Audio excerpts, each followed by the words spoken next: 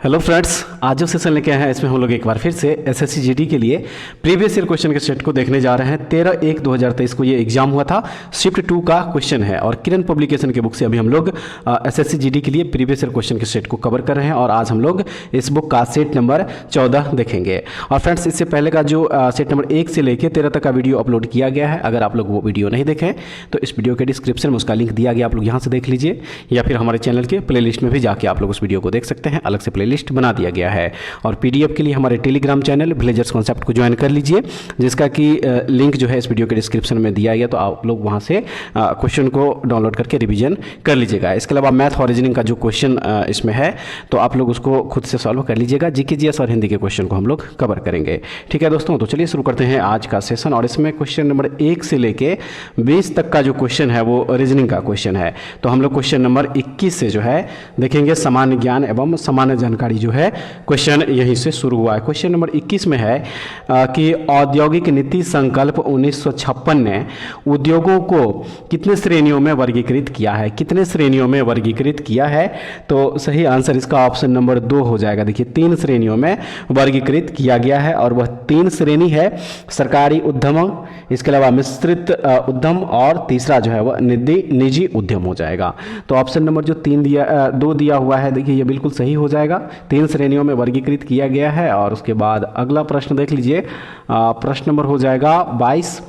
देखिए इस प्रश्न में कह रहा है कि भारतीय संविधान की विशेषता संघवाद का केंद्रीकृत रूप, जिसमें केंद्र के पास राज्यों से अधिक शक्तियां होती है, किस मॉडल पर आधारित है। किस मॉडल पर आधारित है, तो याद रखिएगा ये कनाडाई मॉडल पर आधारित है। ऑप्शन नंबर जो 1 दिया है ये बिल्कुल सही आंसर यहाँ पे दिया गया है।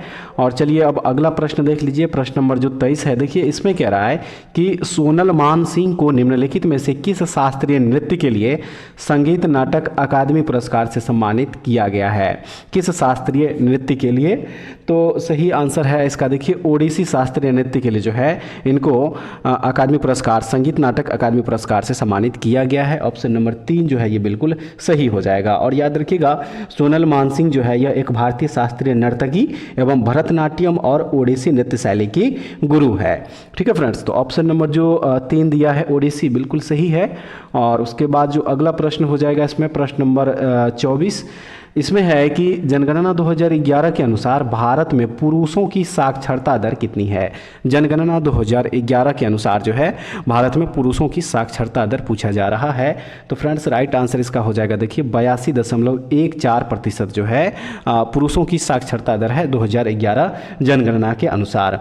बात करें महिलाओं की साक्षरता दर की 2011 की जनगणना के अनुसार, तो महिलाओं की साक्षरता दर जो है वह है 65.46%। ठीक है, 65.46% जो है महिलाओं की जो है साक्षरता दर हो जाएगा 2011 जनगणना के अनुसार। तो ऑप्शन नंबर 2 जो दिया हुआ है बिल्कुल सही हो जाएगा। और नेक्स्ट क्वेश्चन में कह रहा है कि अटल पेंशन योजना यानी कि APY भारतीय नागरिकों के लिए एक पेंशन योजना है जो किस क्षेत्र के श्रमिकों पर केंद्रित है। क्षेत्र के श्रमिकों पर केंद्रित है, तो सही आंसर इसका ऑप्शन नंबर 2 असंगठित क्षेत्र के श्रमिकों पर केंद्रित है। तो ऑप्शन नंबर जो 2 दिया गया है ये बिल्कुल सही हो जाएगा। और इसकी शुरुआत जो है 2015 ईस्वी में हुई थी। ठीक है, 2015 ईस्वी याद रखिएगा। उसके बाद नेक्स्ट क्वेश्चन हो जाएगा फ्रेंड्स इसमें क्वेश्चन नंबर 26, वॉलीबॉल की पुरुष की टीम के लिए भूतल से नेट की मानक ऊंचाई कितनी होती है। कितनी होती है ऊंचाई, सही आंसर है इसका देखिए 2.43 मीटर, यानी कि ऑप्शन नंबर जो 2 दिया हुआ है बिल्कुल सही है। और चलिए अब अगला प्रश्न देख लीजिए, प्रश्न नंबर 27। इसमें दिया गया है, कह रहा है कि कौन सी योजना गैर प्रमुख बंदरगाहों और प्रमुख बंदरगाहों की कनेक्टिविटी सहित तटीय सीमा क्षेत्रों के साथ राज्य सड़कों के विकास के लिए प्रस्तावित की गई है। तो वह हो जाएगा सागरमाला परियोजना। ठीक है, सागरमाला परियोजना जो है देखिए इस क्वेश्चन का यहाँ पे बिल्कुल सही आंसर हो जाएगा। और उसके बाद जो अगला प्रश्न है इसमें भोपाल झील जो कि अपने समय की सबसे बड़ी कृत्रिम झीलों में से एक है का निर्माण किस शताब्दी में किया गया था। भोपाल झील का निर्माण जो है वह किस शताब्दी में किया गया था, तो राइट आंसर इसका ऑप्शन नंबर 1 11वीं शताब्दी में जो है इसका निर्माण किया गया था। ऑप्शन नंबर 1 दिया गया है बिल्कुल सही हो जाएगा। और अगला प्रश्न है इसमें कह रहा है कि निम्नलिखित में से क्या केंद्रक में मौजूद नहीं होता है, क्या केंद्रक में मौजूद नहीं होता है।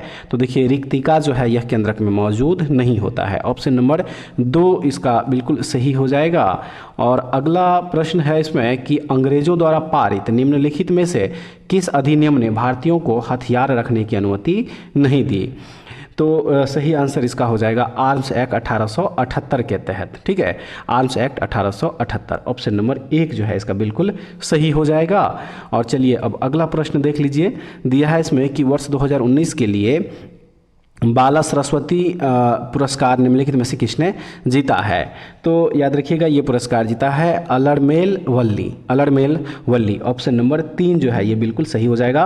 और अलड़मेल वल्ली जो है ये भरतनाट्यम की पंडानलूर शैली की प्रतिपादक हैं। तो ऑप्शन नंबर 3 बिल्कुल सही हो जाएगा। और उसके बाद जो देखिए नेक्स्ट क्वेश्चन है, फरवरी 2022 में CBSE के नए अध्यक्ष के रूप में किसे नियुक्त किया गया था। फरवरी 2022 में CBSE के नए अध्यक्ष के रूप में किसे नियुक्त किया गया था। Right answer option number 3 Viniti Joshi हो जाएगा। याद रखिएगा ऑप्शन नंबर 3 बिल्कुल सही है।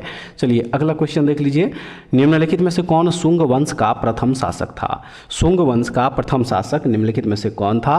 सही आंसर है पुष्यमित्र शुंग जो है ये शुंग वंश के प्रथम शासक थे। शुंग वंश की स्थापना फ्रेंड्स 185 ईसा पूर्व हुआ था।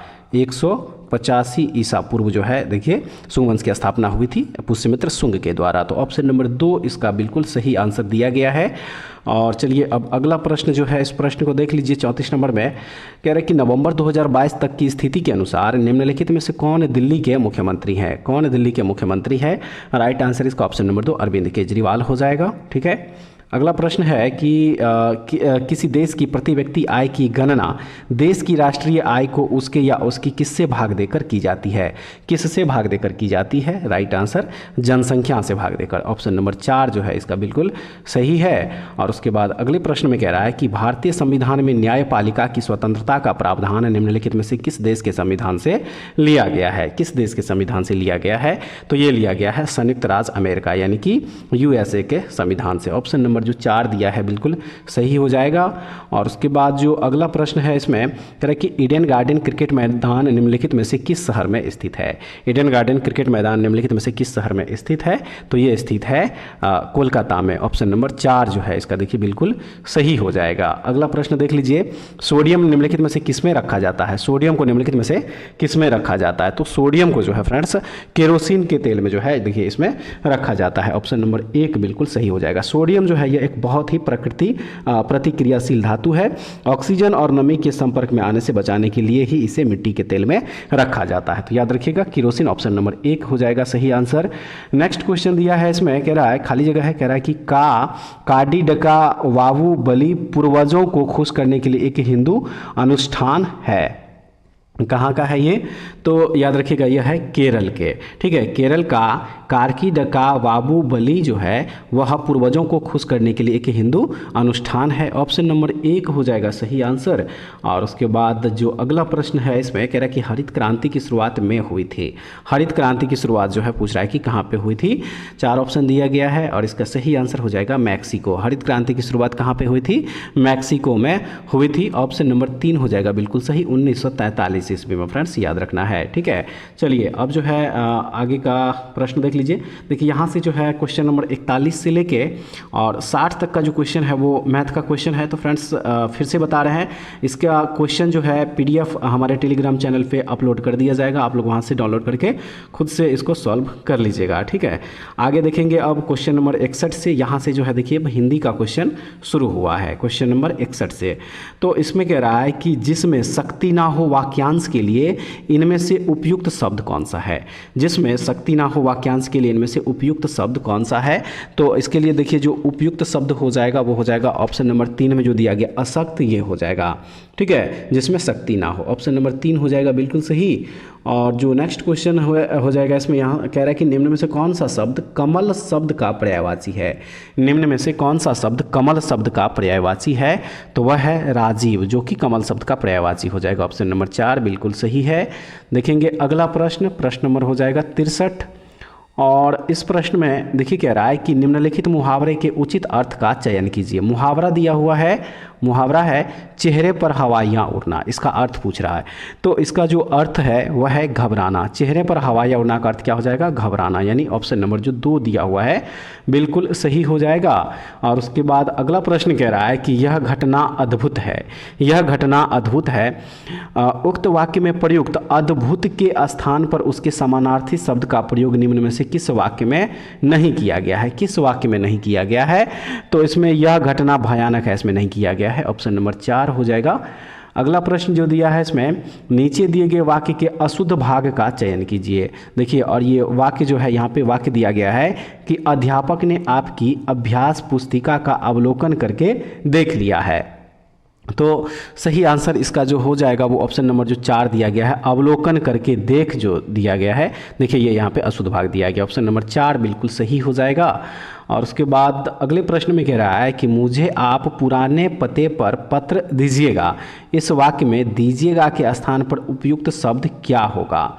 दीजिएगा के स्थान पर उपयुक्त शब्द क्या हो जाएगा? तो इसके जगह पे उपयुक्त शब्द हो जाएगा भेजिएगा, यानी कि ऑप्शन 3 होगा।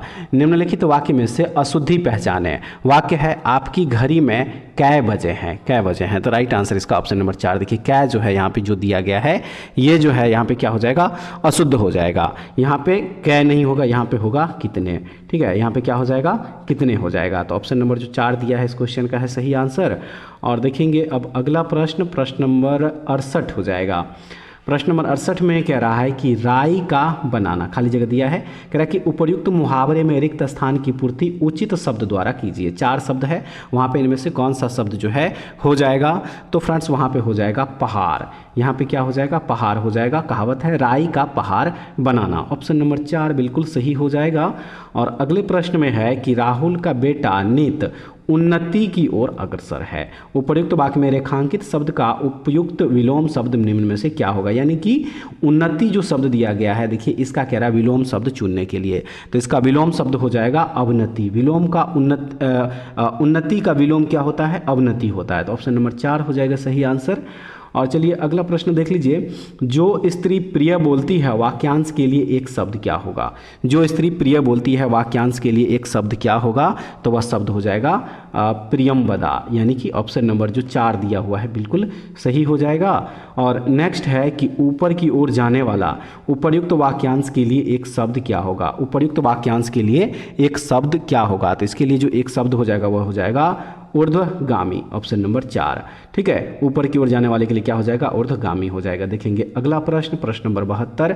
देखिए फ्रेंड्स, इसमें दिया गया है, कह रहे हैं कि निम्न में से कौन सा शब्द बिजली शब्द का पर्यायवाची शब्द नहीं है? इनमें से कौन सा शब्द है जो कि बिजली का पर्यायवाची नहीं है? तो वह शब्द है तटीनी। तटीनी जो है बिजली का पर्यायवाची नहीं होगा, ऑप्शन नंबर 4 में बिल्कुल सही आंसर दिया गया है। नेक्स्ट क्वेश्चन है, निम्नलिखित विकल्पों में से कौन सा एक वाक्य संबंधवाचक सर्वनाम का उदाहरण इनमें से नहीं है? तो यह अच्छा विचार है, यह जो है देखिए इसका उदाहरण नहीं होगा, ऑप्शन नंबर 2 बिल्कुल सही आंसर यहाँ पे हो जाएगा। फ्रेंड्स नेक्स्ट क्वेश्चन देखेंगे, निम्नलिखित में से किस विकल्प में सर्वनाम शब्द त्रुटिपूर्ण है? सर्वनाम शब्द जो है वह त्रुटिपूर्ण है, तो वह है कि हमारे से अब यह सब नहीं होता, यानी कि ऑप्शन नंबर जो 3 दिया गया है ये बिल्कुल यहाँ पे क्या हो जाएगा? सही हो जाएगा। देखिए यहाँ पे जो ये जो दिया गया ये तो त्रुटिपूर्ण है, और इसका जो शुद्ध हो जाएगा फ्रेंड्स वो हो जाएगा कि हमसे अब यह सब नहीं होता। ठीक है, इसके जगह पे जो है क्या हो जाएगा? ये हो जाएगा। तो चलिए नेक्स्ट क्वेश्चन देखेंगे, क्वेश्चन नंबर हो जाएगा 75 नंबर जो क्वेश्चन दिया है। देखिए इसमें कह रहा है कि निम्नलिखित में से शुद्ध वाक्य कौन सा है? शुद्ध वाक्य जो है पूछ रहा है कि कौन सा है? तो अल्पेश सवेरे जल्दी उठता है, ये यहाँ पे शुद्ध वाक्य हो जाएगा, ऑप्शन नंबर 2 बिल्कुल सही आंसर हो जाएगा। और फ्रेंड्स अब क्वेश्चन नंबर 76 से 80 तक जो दिया गया, देखिए कह रहा है कि दिए गए गद्यांश के अनुसार प्रश्न संख्या के उत्तर दीजिए। तो सबसे पहले इस गद्यांश जो दिया गया है इसको आप लोग पूरा पढ़ लीजिएगा सही से।